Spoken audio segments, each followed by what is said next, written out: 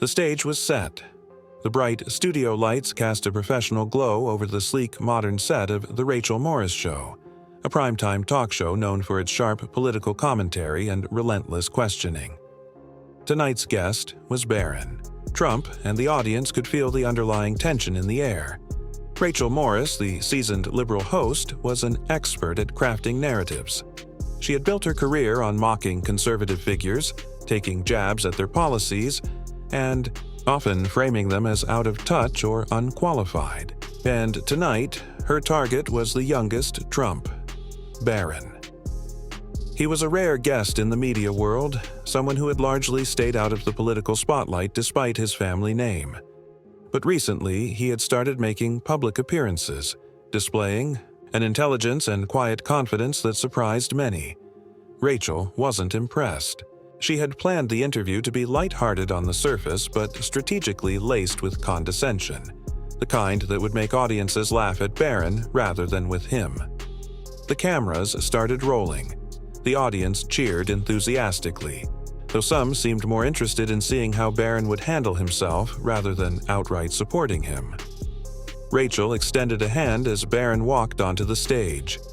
At 6'7", he towered over her, his calm demeanor a sharp contrast to the eager, almost performative energy of the host.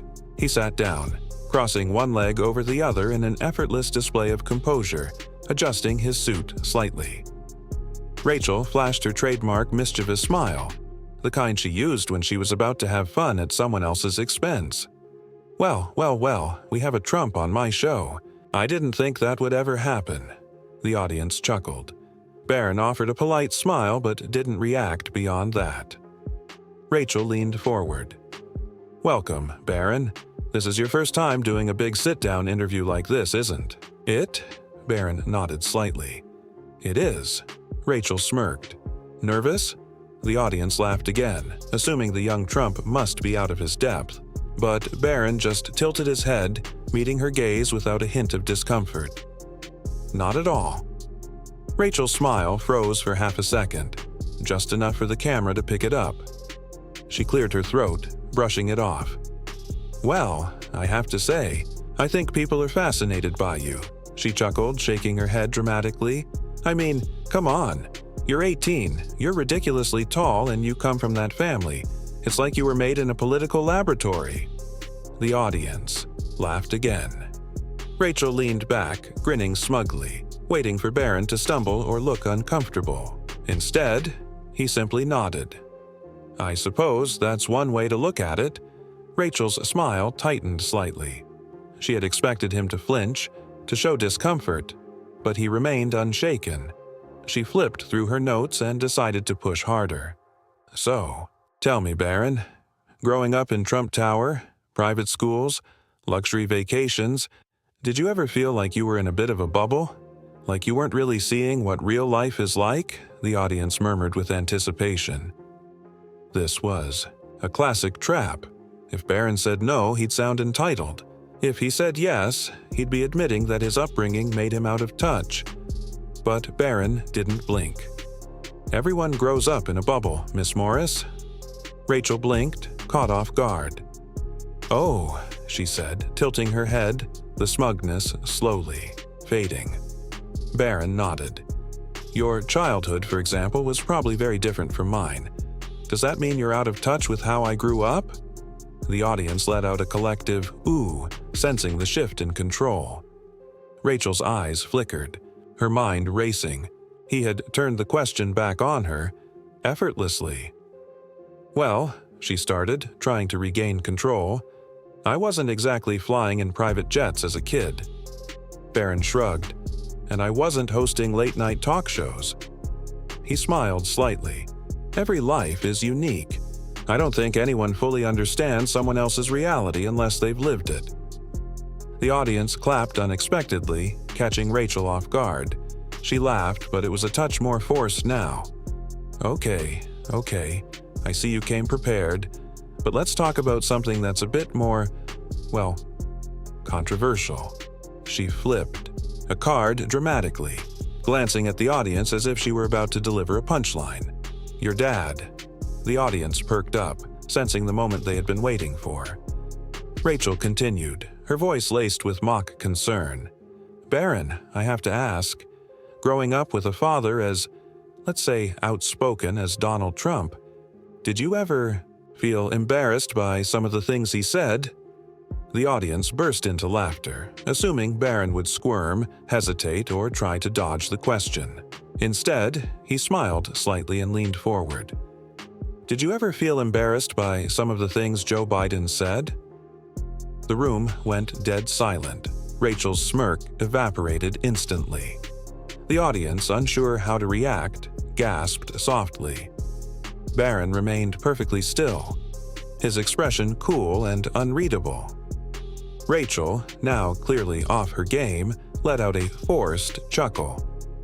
"Well, that's different," Barron simply shrugged. "Is it?" The audience erupted into cheers, applause, and a few surprised laughs.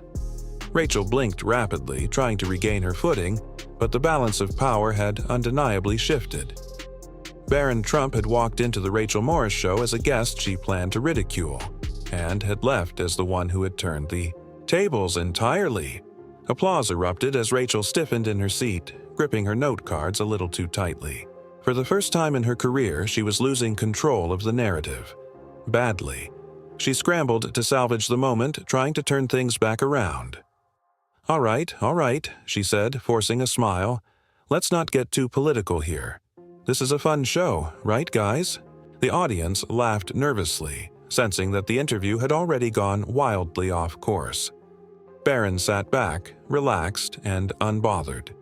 Rachel quickly moved to the next question, desperate to recover, but everyone in that studio knew what had just happened.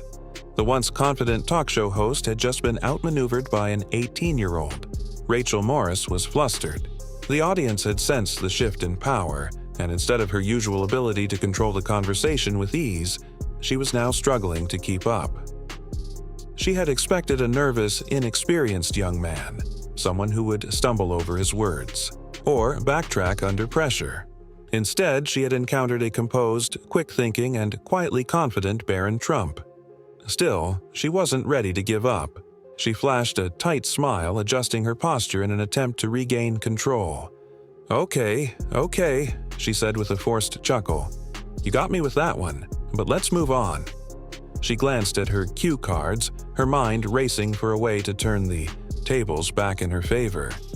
Then, she found her moment. She set the cards down dramatically and looked Barron straight in the eye. "All right, Barron, let's be real. Your father was one of the most controversial presidents in history. His policies, his tweets, the way he spoke about people. He wasn't exactly known for subtlety, was he?" The audience chuckled. Barron simply raised an eyebrow, waiting for her to continue. Rachel smirked. There were times when even his supporters cringed at what he said. Be honest, was there ever a moment where you thought, "Dad, maybe you should just stop talking?" The audience burst into laughter, waiting to see how Barron would handle the question. Instead of laughing along or dodging the question, Barron leaned forward slightly, his piercing blue eyes locking onto Rachel's. "Are we judging presidents based on the things they say or the things they do?" The laughter died instantly. Rachel blinked, caught off guard again. Barron's expression remained calm, but there was an undeniable edge to his words. A quiet, yet unshakable confidence. Rachel tried to recover quickly. "Well, words matter, don't they?" Barron tilted his head slightly. "Sure, but actions matter more. If we judged every leader in history only by the worst things they said, we'd have to erase a lot of people from history books." The audience let out a collective "ooh" at his response. Rachel let out a tight, forced laugh, waving a hand dismissively. "All right, Barron, all right, I see what you're doing. But let's be honest, you're young. You've lived your entire life in wealth and privilege. How can you possibly understand what the average American goes through?" The question was sharp, designed to make Barron look detached and out of touch. But once again, he was ready. "I could ask the same about you, Miss Morris," he said smoothly. The audience gasped, then erupted into cheers and laughter. Rachel's jaw tightened. "Excuse me," she said, arching an eyebrow. Barron remained completely unfazed. "I mean, let's be real," he continued. "You've worked in media for years. You live in an expensive city. You probably have a team of assistants. And you're interviewing me from a chair that cost more than what some people make in a month." The audience roared with applause. Rachel's face flushed slightly, but she forced another laugh, pretending to brush it off. "All right, Barron, I'll give you that one," she said. "But tell me this, do you actually want to go into politics, or are you just riding your father's legacy?" It was a baited question, one designed to frame Barron as nothing more than a product of his father's name. But Barron had anticipated it. He sighed slightly, as if he had expected the question all along. "People assume I'm just here because of my last name," he said. "But the truth is, no one really knows what I stand for yet. And that's the funny part. People love to make assumptions about me before I even open my mouth." Rachel opened her mouth to respond, but Barron wasn't finished. "You asked if I want to go into politics," he continued, "but the better question is, why does